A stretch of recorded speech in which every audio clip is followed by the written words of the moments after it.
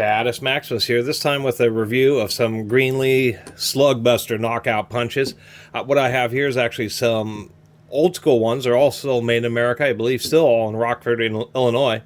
But what I have is I have an old school half inch, old school 1 inch, and then one of the new design of 3/4 inch.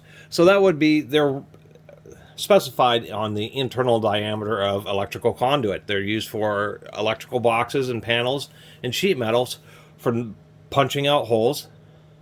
These are manual style. I just did a video about a Viva hydraulic one, which is actually a really good deal considering if you want to know the truth, online a 4-piece set of the modern Greenlees, which is the half inch, 3/4, 1 inch, 1 1/4, and 2 draw bolts, was like $350. It's just it's Greenlee's.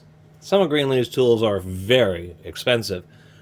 A little 3-piece set like this would be, if they even had one, would be with the modern design. I mean, you're looking like $250. It's just amazing how expensive Greenlee stuff is.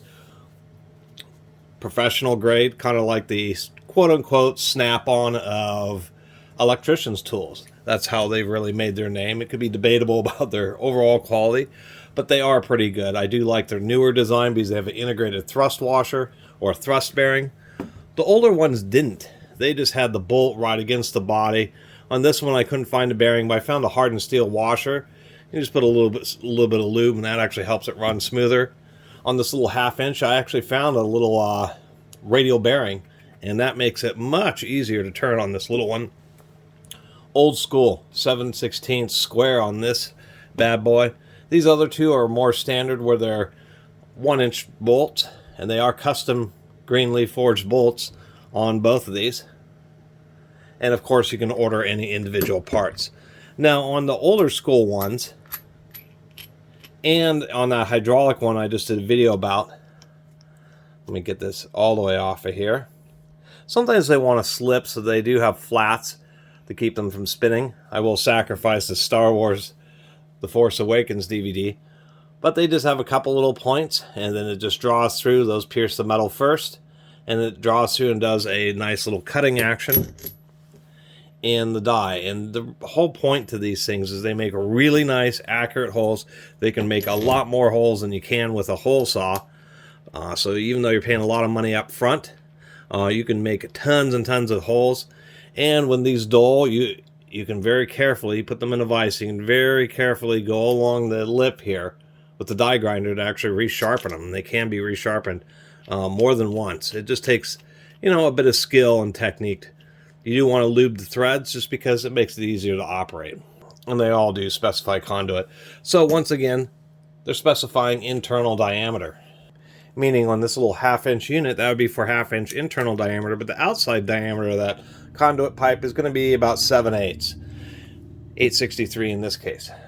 Just want to be aware of that, because that's how they're specified, although some websites like Granger list them by the outer diameter of the die, the size of the hole that they make versus the size of the conduit they're rated for. So you don't want to get confused. A half-inch die makes a 7/8 inch hole, and proportionally it's the same way. A 3/4 inch one makes the 3/4 inch makes a 1 1/8 inch hole. The 1 inch version makes a 1 3/8 inch hole. They did change the design, like on the hydraulic one. Only the larger ones still kind of use this style, just because these teeth sometimes they do want to slip. So what they've done is they've changed the style on these, which are much harder to resharpen yourself, but they kind of have these flats. When they start biting into the metal, these flats prevent this, kind of lock this nut in to prevent it from spinning, and makes it easier to work with. Anyway, put a little bit of lube on them, and the nice thing is they just make absolutely beautiful holes, even compared to hole saw. Hole saw is still, you get a real rough edge. The way these are drawing a die through, they just tend to make really, really nice holes with just a slight bevel or just a slight rounding on the intake side.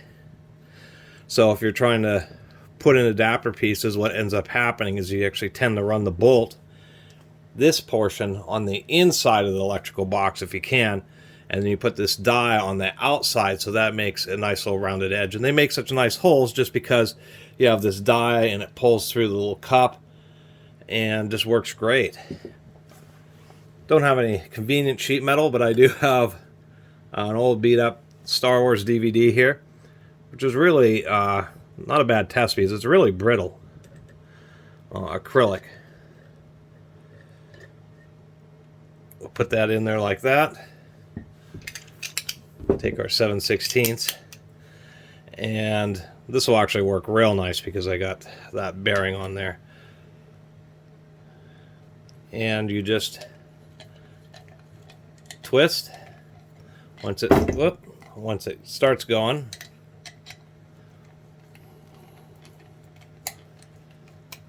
It just draws right through. You feel it puncture, and then you're done. And it just, particularly these Greenlees, it just makes an absolutely beautiful hole. Really nice. Just a slight rounding on the inside edge, so it's just easy to deal with. The most annoying part is having to take it apart so that you can get the... Although you can use these to make impromptu...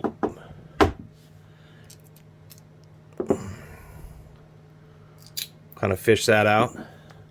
And see that? You can use these to make impromptu kind of oversized washers.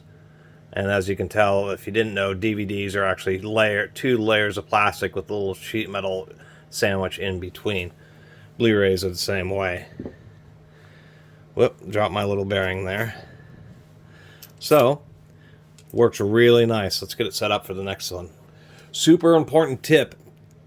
You really got to feel for when it punches through, because you do not want to torque too much, otherwise you'll drive the die into the bottom of the cup and you'll just totally ding up and can ruin the actual cutting die or plug. So, and when you store them, you just kind of run them down a little bit and you're ready to go. And just to show how, actually I don't know how else to show besides just demonstrating these plug cutters. These manual ones are really just kind of handy, and when you only have to do a few holes, they're small, they're compact, they can be used in real tight areas. The only disadvantage to these kind of cutters is obviously you have to have some kind of hole to start with, big enough to run the bolt through. 3/8 in the case of the little one, and 19 millimeters or 3/4 of an inch on these larger ones. So that would be the caveat. Whoop.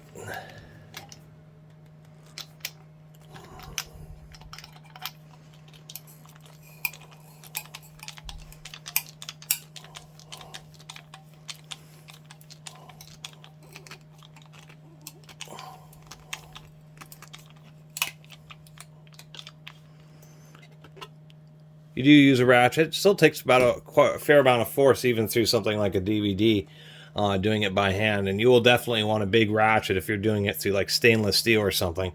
But once again, just another perfect, beautiful hole. Now with this newer design, I don't know if part of it is just so they can have more of a progressive area to make it maybe a little bit easier to make the knockout.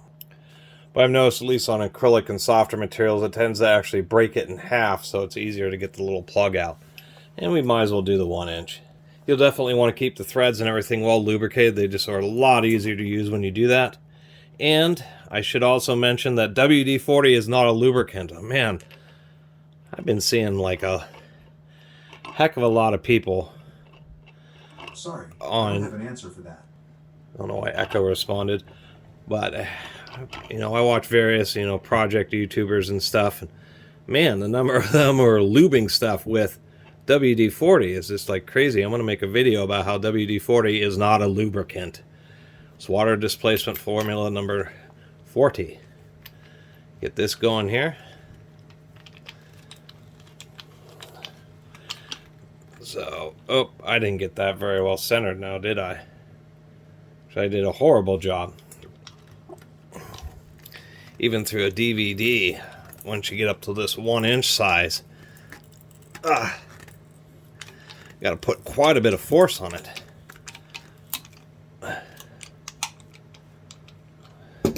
But that Come on now. There we go. Man, I didn't have that very well centered at all. But once again, just a nice, beautiful hole. And due to the nature of the way this cup supports the material, you just don't get any distortion or anything. And the hole is just really nice. And even in things that are brittle, like this acrylic of the DVD, it still just makes an absolutely beautiful hole. Just once you, even at 1 inch, if you're trying to pull through stainless steel or something, you're going to need like, you know, a 12-inch long handle ratchet, and you're going to be wrenching down. And that's why the hydraulic ones exist, is because as you increase diameter, it's the amount of, see, it's by pi. So when you double the diameter, you're increasing the amount of force required by 3.14. So more than triple the amount of force just to double the diameter. So it quickly becomes something where you just can't, you know, usually it's, I think the biggest manual ones are only like 2 inches or something. And I could imagine those would just be a bear to try to do by hand. So the hydraulic ones really make life a lot easier, especially if you have to do larger holes. But the nice thing about these manual ones is simply the fact that they're compact. They can be used in a variety of situations. And they're just really easy and simple to use.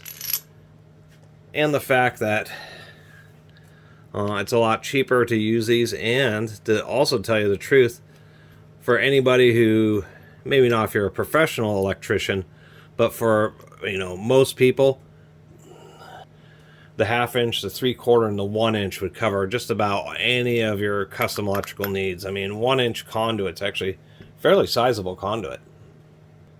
So that's my little video review and demonstration of these Greenlee plug buster manual knockout punches. And I had the nice opportunity to show both the old school ones as well as the new school ones. Kind of a nice find.